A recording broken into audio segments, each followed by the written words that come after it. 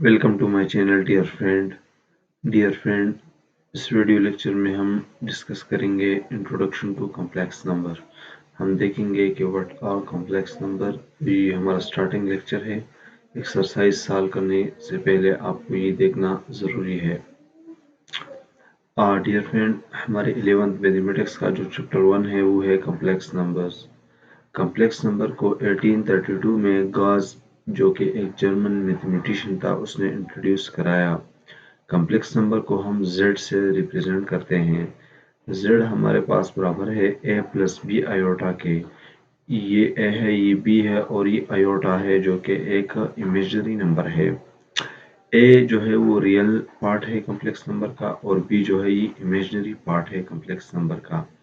अगर हमारे पास एक कॉम्प्लेक्स नंबर लिखा है -3 + 2 आयोटा, तो इसमें जो रियल पार्ट है वो -3 है और जो इमेजिनरी पार्ट है वो b है। ये एक कॉम्प्लेक्स नंबर को हम जनरली इस तरह लिख सकते हैं a प्लस बी आयोटा। अगर किसी भी कॉम्प्लेक्स नंबर का पार्ट भी 0 हो, यानी उसका इमेजिनरी पार्ट 0 हो, तो फिर वो कॉम्प्लेक्स नंबर जो है वो सिर्फ रह जाएगा और वो रियल नंबर में कन्वर्ट हो जाएगा। और अगर किसी कॉम्प्लेक्स नंबर में जो रियल पार्ट है वो 0 हो, यानी a0 हो, तो फिर उस कॉम्प्लेक्स नंबर को हम प्योर इमेजिनरी नंबर कहेंगे, जैसा कि b आयोटा। इसका एग्जांपल है 1/4 आयोटा माइनस आयोटा। ये जो है ये प्योर कॉम्प्लेक्स नंबर्स है। कॉम्प्लेक्स नंबर की सेट को हम सी से डिनोट करते हैं। c is equal to a plus B iota. a b belong to real number. इससे ही जाहिर हुआ कि कॉम्प्लेक्स नंबर जो है वो बड़ा सेट है और जो रियल नंबर है वो कॉम्प्लेक्स नंबर के अंदर आते हैं, यानी real number is a subset of complex number. अच्छा, अब हम आयोटा को देखते हैं। आयोटा जो है वो बराबर है √-1 के। ये आयोटा की वैल्यू है।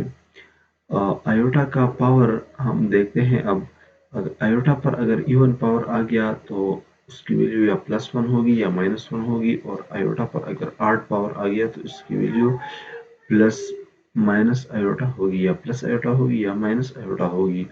अब हम आयोटा की डिफरेंट पावर्स को देखते हैं। आयोटा पावर 1 जो है वो आयोटा पर है, और आयोटा स्क्वायर जो है हम दोनों साइड पर स्क्वायर लेंगे। आयोटा इस साइड पर भी स्क्वायर, इस साइड पर भी स्क्वायर, तो यहाँ पर जब हम स्क्वायर लेंगे तो ये अंडर रूट से कट जाएगा, तो ये -1 बन जाएगा। आयोटा स्क्वायर -1 के बराबर है। आयोटा पावर 3 को हम इस तरह लिख सकते हैं कि iota into iota square. Iota अपनी जगह पर, आयोटा स्क्वायर की वैल्यू -1, तो ये -1 जब आयोटा के साथ मल्टीप्लाई होगा तो ये माइनस आयोटा बनेगा। अब आयोटा पावर 4 को देखते हैं। आयोटा पावर 4 को हम इस तरह लिख सकते हैं कि आयोटा स्क्वायर अपॉन स्क्वायर, तो ये 2 मल्टीप्लाई होके फिर 4 आएगा। अब आयोटा स्क्वायर की वैल्यू हम पुट कर देते हैं -1। आयोटा -1 पर जब इवन पावर आ जाए तो इसकी वैल्यू 1 बन जाती है, और अगर ऑड पावर आ गया तो उसकी वैल्यू जो है वो -1 ही रहेगी। तो -1 पर चूंकि पावर 2 है तो इसकी वैल्यू 1 आ गई। अब मैं आपको एक ट्रिक बताता हूँ पावर के हवाले से। अगर आयोटा पर पावर इस तरह आ गया कि वो 4 का मल्टीपल था, यानी वो 4 पर कम्प्लीटली डिवाइड हो सकता था, तो फिर उस वक्त आयोटा की वैल्यू जो है वो 1 होगी। जैसा कि आयोटा पावर 1000 है, तो 1000 4 पर कम्प्लीटली डिवाइड हो सकता है या 1000 4 का मल्टीपल है, तो हम आंखें बंद करके आयोटा की वैल्यू जो है वो 1 लिखेंगे। अब आगे आते हैं माइनस में जो पावर्स है। आयोटा पावर -1, -2, -3, -4, इसको देखते हैं। आयोटा पावर -1 को हम लिख सकते हैं 1 डिवाइडेड बाई आयोटा, क्योंकि ये आयोटा पर ऊपर जो पावर था वो नेगेटिव था। जब ये डिनोमिनेटर में आएगा तो इसका पावर पॉजिटिव बन जाएगा। तो 1 बाई आयोटा को हम मजीद सिंप्लीफाई करेंगे। हम उसको मल्टीप्लाई आयोटा भी से भी करेंगे और डिवाइड भी आयोटा से करेंगे, तो ऊपर आयोटा आएगा और नीचे आयोटा मल्टीप्लाई बाय आयोटा से आयोटा स्क्वायर आएगा, और आयोटा स्क्वायर -1 के इक्वल है, तो आयोटा बाय -1 इससे माइनस आयोटा आएगा। अब आयोटा पावर -2 को देखते हैं, तो 1 डिवाइडेड बाय आयोटा स्क्वायर, ये आयोटा जब नीचे डिनोमिनेटर में आएगा तो ये स्क्वायर बन जाएगा, और जो है वो iota 1 divided by iota square -1 के इक्वल है, तो 1 डिवाइडेड बाई -1 जिसकी वैल्यू -1 आ गई। अब आयोटा -3 को देखते हैं, जब ये नीचे आएगा तो ये +3 बन जाएगा, आयोटा इंटू आयोटा स्क्वायर बन जाएगा, आयोटा स्क्वायर की वैल्यू -1 है, तो आयोटा इंटू -1 माइनस आयोटा, फिर हम इसको मल्टीप्लाई करेंगे, आयोटा से मल्टीप्लाई भी करेंगे और आयोटा से डिवाइड भी करेंगे। तो जब हम मल्टीप्लाई करेंगे तो ये आयोटा बन जाएगा और नीचे जब ये मल्टीप्लिकेशन हो जाएगी तो ये आयोटा स्क्वायर बन जाएगा।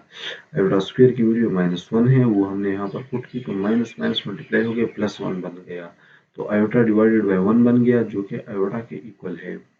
अब आयोटा पावर -4 को देखते हैं, तो 1 डिवाइडेड बाई आयोटा पावर 4 ये डिनोमिनेटर में आ जाएगा, आयोटा पावर 4 1 के बराबर है, तो इससे 1 आ गया। तो डियर फ्रेंड, एक्सरसाइज में हम डिफरेंट पावर्स ऑफ आयोटा को डील करेंगे, वहाँ पर आपको फिर से हम समझाएंगे, लेकिन आपने ये बात जहन में रखना है कि आयोटा पर अगर पावर 4 का मल्टीपल आ गया तो इसकी वैल्यू 1 होगी और आयोटा स्क्वायर जो है वो -1 के इक्वल है। हम किसी भी कॉम्प्लेक्स नंबर को जो है वो पेयर ऑर्डर की फॉर्म में लिख सकते हैं, जैसा कि मैंने z = 0, 0 लिखा है। ये जो पहला पार्ट है पेयर ऑर्डर का, पहला पार्ट ये रियल पार्ट है और ये जो दूसरा पार्ट है ये इमेजिनरी पार्ट है। सही, तो ये एक कॉम्प्लेक्स नंबर है 0, 0 पेयर ऑर्डर की फॉर्म में, तो इसका मतलब है कि पार्ट ए भी 0, पार्ट बी भी 0, तो इस नंबर को हम 0 कॉम्प्लेक्स नंबर कहेंगे। अगर कोई कॉम्प्लेक्स नंबर हमारे पास इस तरह आ गया कि 1, 0 इस तरह पेयर ऑर्डर के फॉर्म में आ गया, तो इसमें ए जो है 1 है, बी जो है वो 0 है तो इसको हम यूनिट कॉम्प्लेक्स नंबर कहेंगे। अच्छा, अब हम कॉम्प्लेक्स नंबर की डिफिनीशन पर आते हैं। फ्रेंड, हम रियल नंबर को कुछ यूँ डिफाइन करते हैं कि वो नंबर जिस पर हम स्क्वायर ले लें और वो हमें पॉजिटिव आंसर दे दे, उस तरह के नंबर को रियल नंबर कहते हैं। जैसा कि -5 है, -5 पर मैंने स्क्वायर लिया तो इसकी वैल्यू 25 आ गई, -2 पर मैंने स्क्वायर लिया तो इसकी वैल्यू 4 आ गई, तो दोनों आंसर जो है वो पॉजिटिव है, तो इस तरह के नंबर्स को हम रियल नंबर कहते हैं। कॉम्प्लेक्स नंबर हम कौन से नंबर को कहते हैं? वो नंबर जिस पर हम स्क्वायर ले और हमें नेगेटिव आंसर वो दे दे, तो उस तरह के नंबर को हम जो है वो कॉम्प्लेक्स नंबर कहते हैं। कॉम्प्लेक्स नंबर को सॉल्व करने के लिए हमारे पास आयोटा की वैल्यू ज़रूरी है कि हमें आयोटा का पता हो, तो फिर हम कॉम्प्लेक्स नंबर का जो आंसर है वो हम हासिल कर सकते हैं।